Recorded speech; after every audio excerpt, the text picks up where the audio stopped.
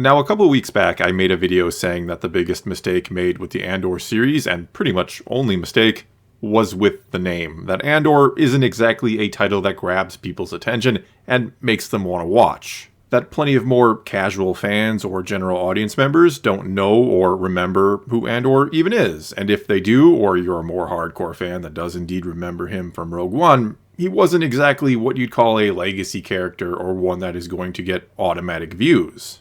Then when you factor in that it could certainly be argued that the Star Wars name or logo or brand by itself doesn't carry the same weight or get automatic views like it once did, that it's maybe lost some of the luster or instant appeal it once had for simply being Star Wars, well, it then maybe could be further argued that it wasn't the best idea to go with the name Andor and rely on the Star Wars part being what actually sold it and got people to watch in the first place.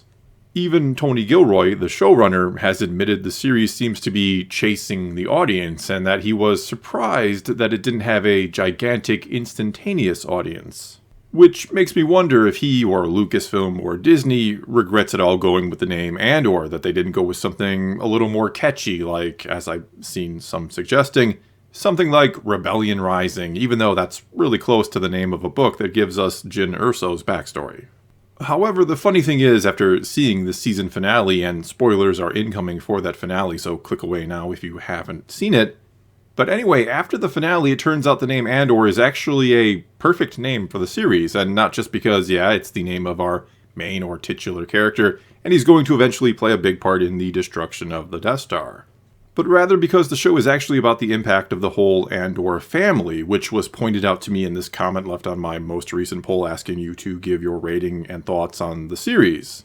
And I really think it helps essentially highlight the importance of what Marva did in the finale, the call to action that she made. That in many ways it is just as important as anything and everything Cassian, or someone like Luthen, has or will eventually do for the cause behind the scenes. That for rebellions to truly succeed, you need more than just shadowy figures carrying out covert missions or doing a heist and stealing millions of credits from an Imperial facility.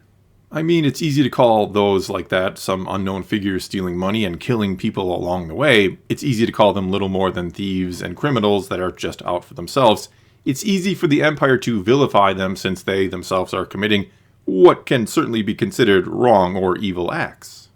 But when an old woman simply stands up in a town square, essentially, and asks people to wake up and stand up and fight back against that which is oppressing them, even if she's doing it after already being dead and there is no risk to her, which she, of course, does point out in her speech, well, that's something or someone that can't be so easily vilified or dismissed by the Empire. That's someone who can become a needed face of the rebellion, someone who can and does stand for unwavering and uncompromising principles and morals, unlike, say, someone again like Cassian or Luthen and what they must do behind the scenes. She is someone who can truly inspire people by simply standing up for what's right, which of course provokes the Empire into unjustly taking action against her, or should I say those who listen to her, which then reveals what they truly are and brings truth to her words. Which certainly isn't to say what Cassian and Luthen did or will do behind the scenes, along with all other rebel operatives working in the shadows, that it isn't important or necessary. Let's not forget it was that aforementioned heist planned by Luthen and carried out by Cassian and the others that basically inspired Marva to finally draw a line in the sand, to stand for something and to make that speech in the first place, which is beautifully poetic, that the son inspired the mother, which leads to the mother inspiring the son. Which helps remind us that Star Wars is indeed about family, and that rebellions are, yes, built on hope, as well as those willing to do unsavory things that must be done behind the scenes, but they are also built on everyday people who stand up and say enough is enough already, and inspire others to do the same. And so far the Andor series, or should I say the Andor family, has exemplified all that brilliantly. Well, that's all I've got for you this time. Now it's your turn to tell me what you think about the name of the series. Do you like that it's called Andor, especially now after the finale? Or do you think something else, something more catchy perhaps, would have been better? Whatever you think, leave your comments below and let's talk some Star Wars. And until next time, thanks for watching.